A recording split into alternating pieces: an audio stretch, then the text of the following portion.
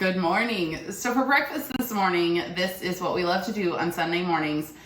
And this is so good, you could have this for dinner too. So this doesn't have to be breakfast. But our breakfast this morning is inspired by summer meets fall. Because yesterday at the farmer's market, we were able to get a cantaloupe and a spaghetti squash.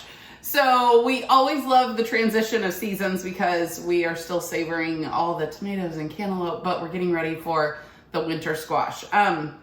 So that spaghetti squash that I got from the market was really pretty small, which just because it's the beginning of the squash season. So what we wanted to do was a summer meets fall breakfast, and we're gonna do the spaghetti squash pancakes with the canary melon salsa, because the canary melon and cantaloupe are very interchangeable.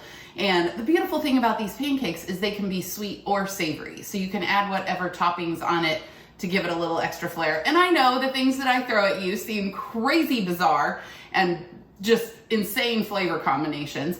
These spaghetti squash pancakes, so all I did was I cut it in half, and then I got the seeds out, and then we just cooked it in the microwave. So because those halves were so small, I put both halves in my 8x8 baking dish with just a little bit of water, and that was actually 6 minutes in our microwave. And then once you get them out, let them cool a little bit, because those bad boys are hot.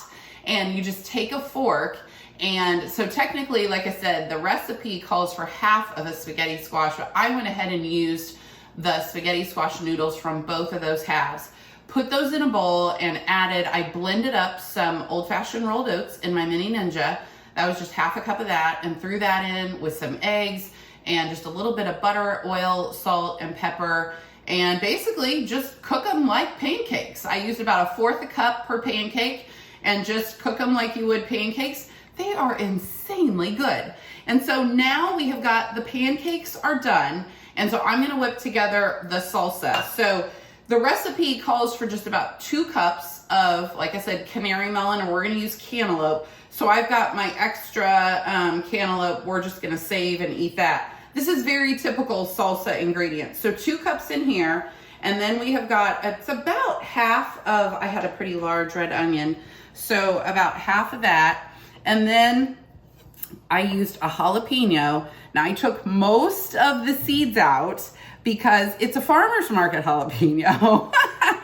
And so then we're going to put in, I had 1 avocado left. And so we are just gonna toss that in. I would chop this up, but he's really soft. So we are just going to dump him in like that.